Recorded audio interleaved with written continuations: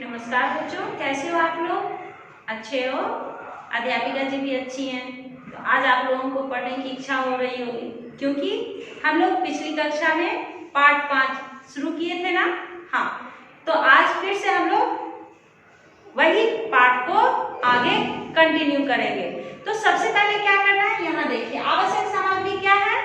पढ़ाई करने के लिए सबसे पहले हिंदी की किताब बहुत ही जरूरी है, क्योंकि हिंदी हो रहा है अभी हिंदी क्लास। अभी क्या हो रहा है? हिंदी टीचर आपको पढ़ा रहे हैं, तो उसके लिए हिंदी की किताब, उत्तर पुस्तिका यानी कि नोटबुक, रफ नोटबुक, क्लासवर्क दोनों आप अपने पास रखोगे। ठीक है, पेंसिल भी ले लीजिएगा और पेन भी रखिएगा, यानी कलम भी रखिएगा। पेंसिल इसलिए रखना है कि अगर आपको पढ़ाई करते समय किताब में कहीं भी प्रॉब्लम हो, आप उसे अंडरलाइन कर सकते हो, इसके लिए पेंसिल।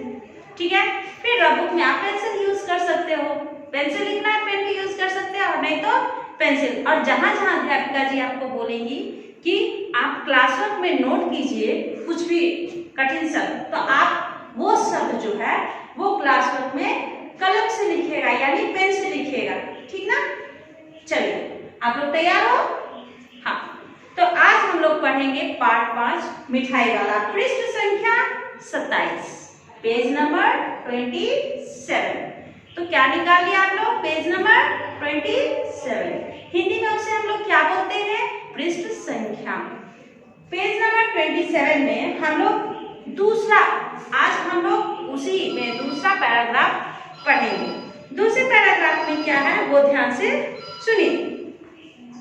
6 महीने बाद नगर भर में 2-4 दिनों से एक मुरली वाले के आने का समाचार फैल गया। कहता है कि 6 महीने के बाद पूरे नगर में 2-4 दिनों से एक मुरली वाला आ रहा है, और उसके बारे में सब लोग बातें कर रहे हैं। किसके बारे में? मुरली वाले के बारे में। पहले आप लोगों ने देखा खिलौने वालों, जो खिलौना वाला था उसके बारे में सब लोग बातें करते थे, क्योंकि वो खिलौना वाला कम पैसे में बच्चों को खिलौने बेच दिया करता था, दे दिया करता था। तो आज यहाँ पर कौन आ रहा है? मुरली वाला। खिलौने वाला चला गया, अब कौन आया? मुरली वाला। लोग कहने लगे, भाई वाह, मुरली बजाने में वह एक ही उस्ताद है। लोग कहते हैं, अरे वाह, मुरली बजाने में एक ही उस्ताद है, और वो है मुरली वाला।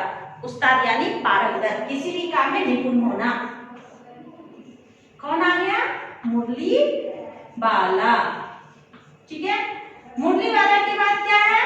दूसरा उस्ताद। उस्ताद, ठीक है।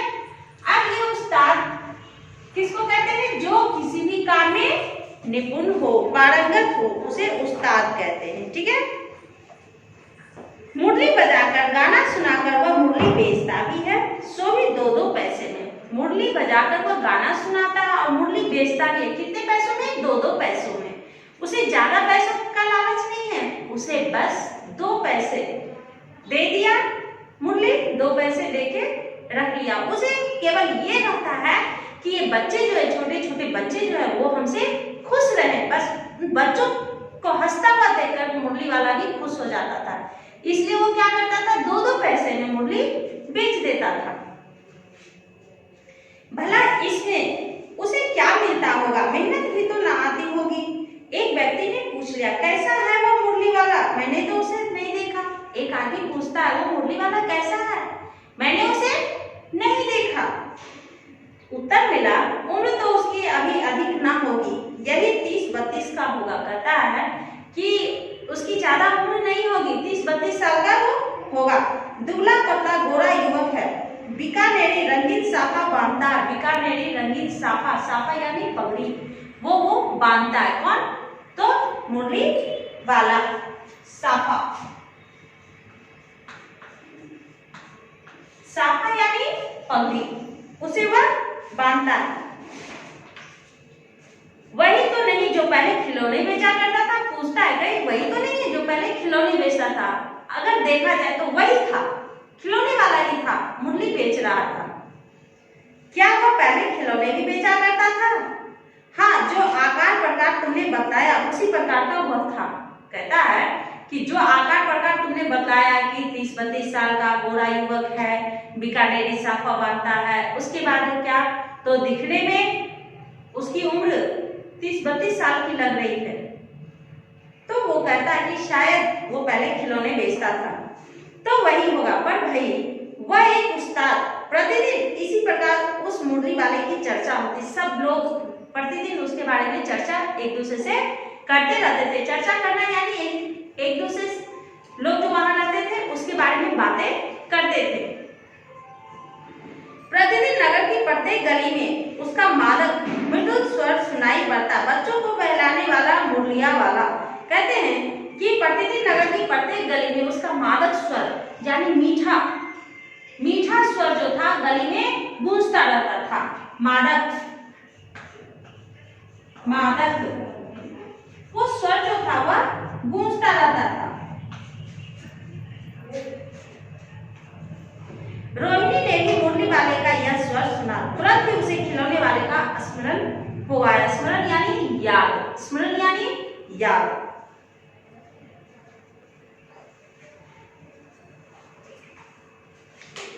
कहती है कि उसने मन ही मन में कहा, खिलौने वाला भी इसी तरह गा गा कर खिलौने बेचा करता था। उसे याद आ गया, खिलौना वाला भी आता था इसी तरह से गा गा कर खिलौने बेचता था। स्मरण यानी याद होना। तो खिलौने वाला जो था इसी तरह से गा गा कर अपने खिलौने बेचा करता था। रोहिणी उठकर अपने पति विजय बाबू के पास गई। जरा उस मुरली वाले को बुलाओ तो चुन्नू मुन्नू के लिए ले लूं। अब वो अपने पति को जाकर कहती है, पति का नाम है विजय, तो उनसे वो जाकर कहती है कि जरा उस मुरली वाले को बुला कर लाओ चुन्नू मुन्नू के लिए। उनके बच्चे हैं, 2 बच्चे हैं, उसका नाम है चुन्नू मुन्नू। तो बोले उसके लिए मुरली ले लूं, क्या पता या फिर इधर आए ना आए, वे भी जान पड़ता है, पार्क में खेलने निकल गए हैं। तो कहती है शायद बच्चे जो है वो पार्क में खेलने चले गए हैं, हो सकता है वो मुरली वाला आ जाए कल ना, इसलिए आप उसे घर में बुला लाइए। विजय बाबू एक समाचार पत्र पढ़ रहे थे, उसी तरह उसे लिए हुए दरवाजे पर आकर मुरली वाले से बोले, क्यों भाई, किस तरह देते हो मुरली? किसी की टोपी गली में गिर पड़ी, किसी का जूता पार्क में ही छूट गया, किसी की सोधनी यानी पाजामा ही ढीली होकर लटक आई है। इस तरह दौड़ते हाथते बच्चों का झुंड आ पहुंचा। सभी बच्चे एक साथ दौड़ते हुए वहां पहुंच गए। किसी का चप्पल कहीं छूट गया, किसी का जूता कहीं छूट गया, किसी का पाजामा का वो नाड़ा जो बोलते हैं बांधते हैं डोरी, वो खुल गया, नीचे हो गया और वो बच्चा दौड़ता हुआ आ गया। क्यों? क्योंकि उसे यह लग रहा था कहीं मुरली वाला चला ना जाए या फिर उसकी मुरली खत्म ना हो जाए। अगर खत्म हो गई तो मुझे नहीं मिलेगा। ये सोच के वो बच्चे दौड़ते हुए उसके पास पहुंच गए। सभी एक स्वर से बोल उठे, अम्बी लेंदे मुरली, अम्बी लेंदे मुरली। वो बच्चे तोतली भाषा में बोल रहे हैं कि हम भी मुरली लेंगे, हम भी मुरली लेंगे। आप लोग अब इस तरह से बात करना शुरू मत कर दीजिएगा, वो छोटे बच्चों की आवाज है, छोटे बच्चे इसी तरह से बात करते हैं। मुरली वाला हर्ष गदगद हो था। मुरली वाला जो था बहुत खुश हो गया। हर्ष गदगद होना यानी कि बहुत ही खुश हो जाना, दिल से खुश हो गया कि उन बच्चों को देख करके वह खुश हो गया, गदगद।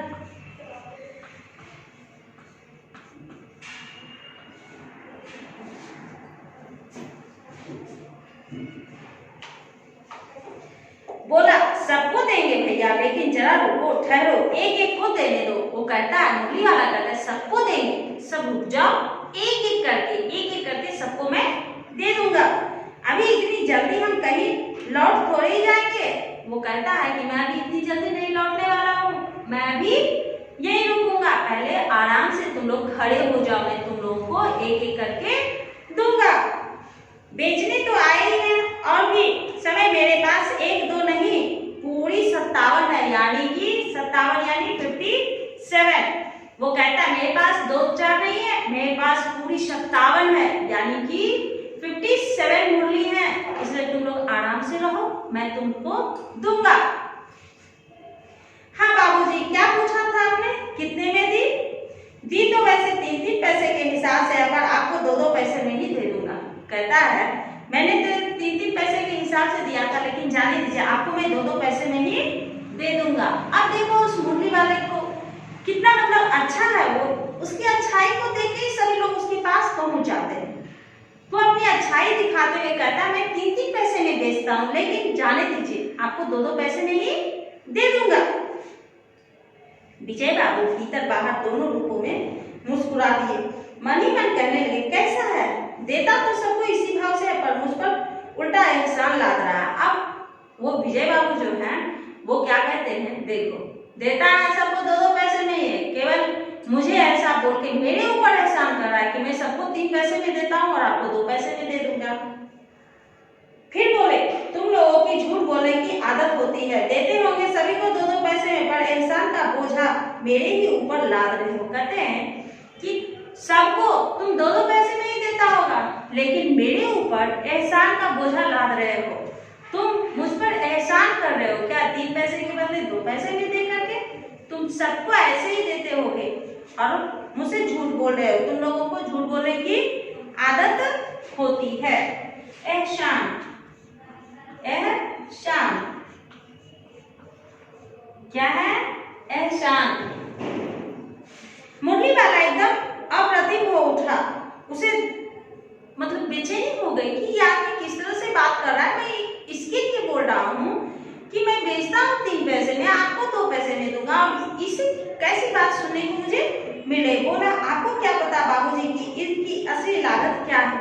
तब वो कहता है कि आपको क्या मालूम किसकी असली लागत क्या है, यानी कि इसका असली मतलब असल में है ये है कितने का, ठीक है।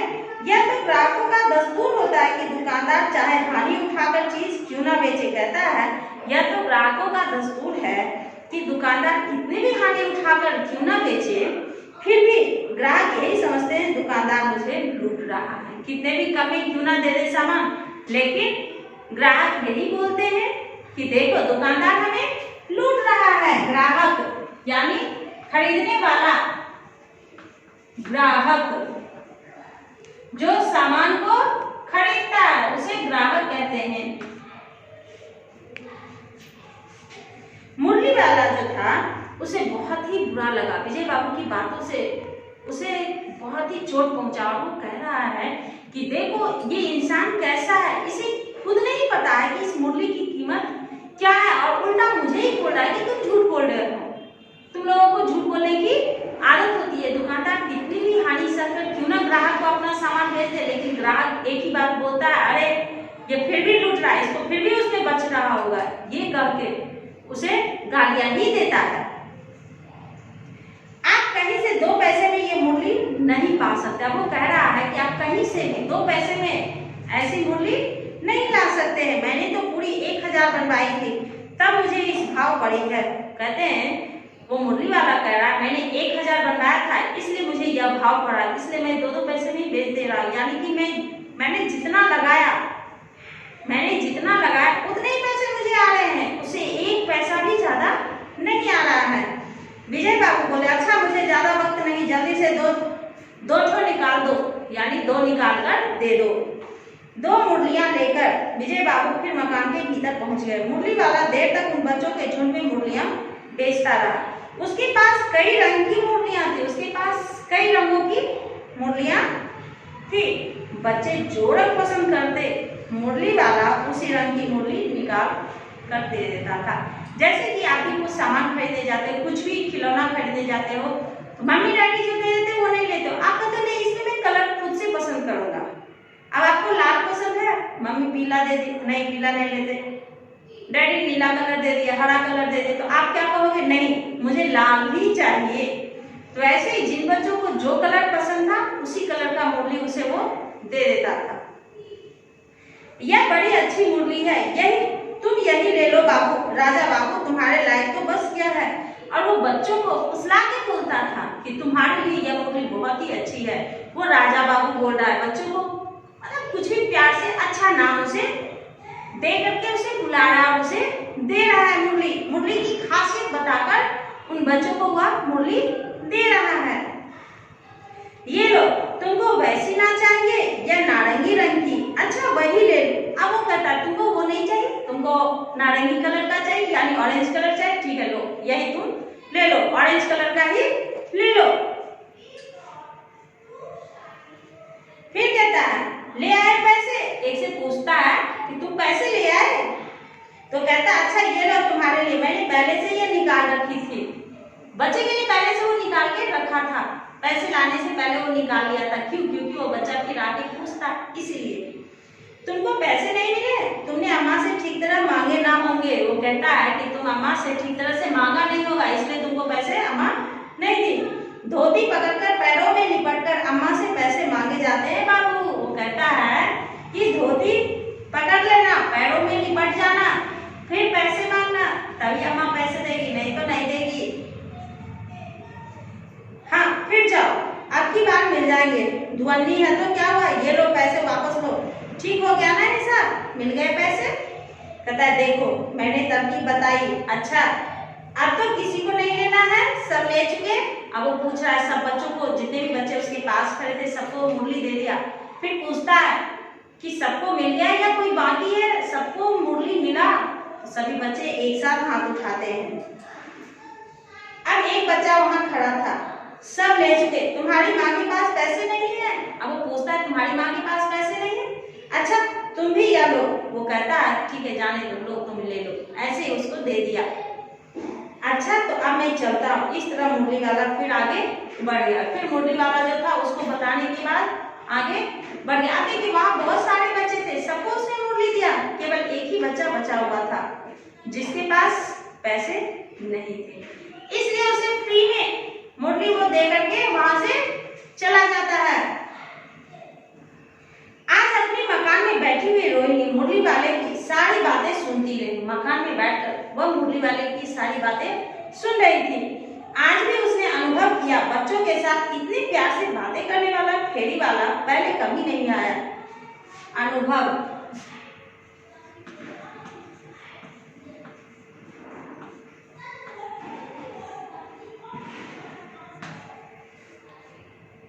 फेरी वाला, फेरी वाला, फेरी वाला जो है इतने प्यार से बातें करने वाला फेरी वाला आज तक उसकी गली में नहीं आया था। फिर वह सौदा भी कैसा सस्ता बेचता है, भला आदमी जान पड़ता है। समय की बात है जो बेचारा इस तरह मारा मारा फिरता है। पेट जो न कराए सो थोड़ा। कहती है कि पेट की वजह से यह इतना बुरा काम भी कर रहा है, यानी कि जगह जगह जाकर मुरली बेच रहा है। वो आदमी जो मुरली बेच रहा है वो बहुत ही धनी आदमी था, बहुत पैसे वाला आदमी था। किसी कारणवश से उसका सब कुछ खत्म हो गया। इस वजह से वो इस तरह से मुरली बेचता, खिलौने बेचता, मिठाई बेचता, सब कुछ बेच बेच कर इधर से उधर फिरता रहता है अपने गम को भुलाने के लिए, अपने दुख को खत्म करने के लिए। उन बच्चों में अपनी खुशियां ढूंढता था, उन बच्चों में अपने बच्चों का चेहरा देखता था और खुश रहता था। आज आप लोगों का होमवर्क क्या है सो देखिए।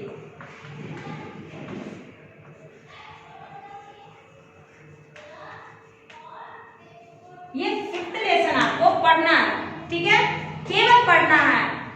ये जो आपको कठिन शब्द है ये मैं नेक्स्ट क्लास में कंटिन्यू करूंगी, इसलिए मैं इसे यहीं पे छोड़ रही हूँ, ठीक है। जब हम लोग अगली कक्षा में मिलेंगे तो पैराग्राफ 3 जो है उसे आगे बढ़ाएंगे, ठीक है।